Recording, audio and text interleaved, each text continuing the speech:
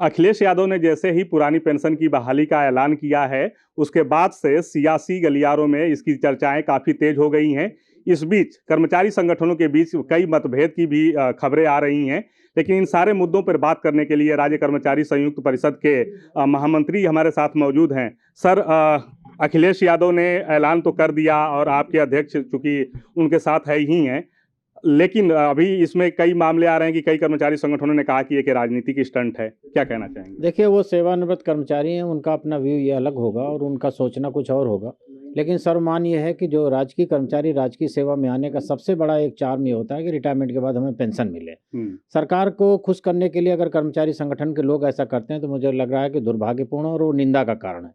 जहाँ तक इसके पैसे की बात आती है और ये इसके घाटे मुनाफे की बात आती है, वो बिल्कुल स्पष्ट है कि अभी जो 2005 में जो एनपीएस में भर्ती हुआ कोई कर्मचारी लगभग 2030 के बाद रिटायरमेंट होना शुरू करेगा।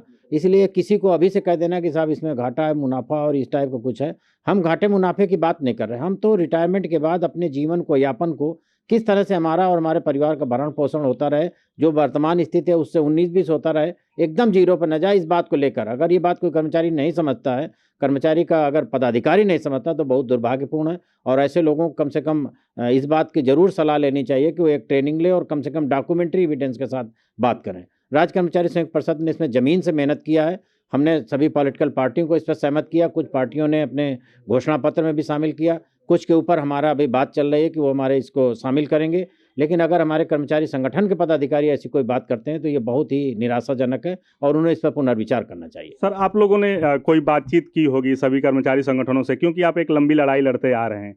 ऐसा क्या हो रहा है कि अचानक लड़ाई लड़ते लड़ते अब ये दो गुटों में आप लोग बढ़ते हुए आ रहे हैं? कोई एक मध्यस्थता की जा रही हो, कोई बातचीत चल रही हो आप लोगों की? ये हमेशा से होता आ रहा है। वो खासकर वो लोग जिनका आधार नहीं होता है वो इसी टाइप की बात करते हैं अपने पीछे जाकर, क्योंकि उनके पीछे कोई होता नहीं है। अपने आप को चर्चा में लाने के लिए कपड़े बदल कर गेट के बगल में, फिर हमें पिछले प्रकरण हमको याद है कि हम लोग आंदोलन पे थे, हड़ताल पे थे और ये लोग जाकर मुख्यमंत्री के दरवाजे के बगल में अकेले से फोटो खींचकर और इन्होंने डाल दिया था कि साहब मुख्यमंत्री से हमारी बात हो गई, हम उनकी बात पर सहमत हैं, आंदोलन की आवश्यकता नहीं है। ऐसे ही ये लोग हैं जो इसका रॉन्ग इंटरप्रिटेशन कर रहे हैं कि पुरानी पेंशन व्यवस्था ठीक नहीं है, नई पेंशन व्यवस्था हमारे लिए है। मैं इस पर डिबेट करने को तैयार हूँ, उनसे बात करने को तैयार हूँ कि 1 घंटा 2 घंटा जितनी देर बैठ कर हमसे बात कर सकते हैं। एनपीएस को पूरी तरह से फेल्योर बता रहे हैं सभी लोग और मैं भी उस बात पर सहमत करता हूँ।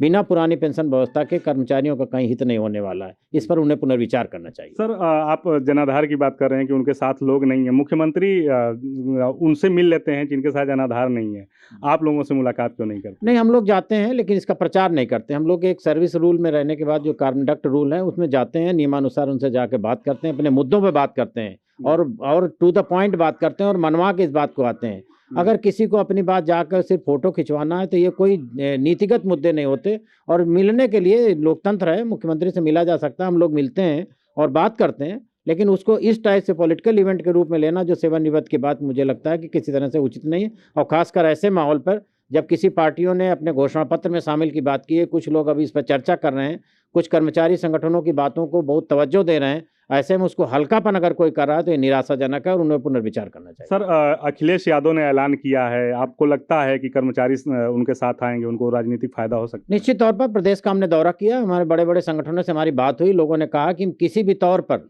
अगर ये समाजवादी पार्टी हमारे कैंडिडेट को, हमारे प्रतिनिधियों को शामिल करती है और इस एनपीएस की बहाली पर वो अडिग रहती है कि चुनाव के बाद वो इस पर करेगी, तो इसका रिजल्ट हम अभी से चुनाव में दिखाएंगे और बड़ी बड़ी संख्या में उनको निर्वाचित करके और सरकार पर लाएंगे। क्योंकि कर्मचारियों के एक बार जोश आपको देखने को मिलेगा। हम कोई जमीन पर काम करने वाले हैं, कोई हवाई बात करने वाले नहीं है। हमें मालूम है कि कौन सी सरकार आने वाली है और कौन सरकार हमारे लिए क्या करने वाली है। हमसे बात करने के लिए धन्यवाद। बहुत बहुत धन्यवाद। तो ये थे शिवरन सिंह जी, जिनका कहना है कि पुरानी पेंशन की बहाली को लेकर के जो विरोध हो रहा है उनका कोई जनाधार नहीं है और पुरानी पेंशन की बहाली को लेकर के लाखों की संख्या में कर्मचारी इसको लेकर के आंदोलन करते रहे हैं और वो अखिलेश ने जो ऐलान किया उनको उनका फायदा भी मिल सकता है। सहयोगी अनुराग के साथ Sushil Kumar, Daily Insider, Lucknow. UP और देश दुनिया की तमाम ताजा तरीन खबरों के लिए आज ही गूगल प्ले स्टोर से इंस्टॉल करें हमारा तेजी से उभरता न्यूज ऐप डेली इंसाइडर।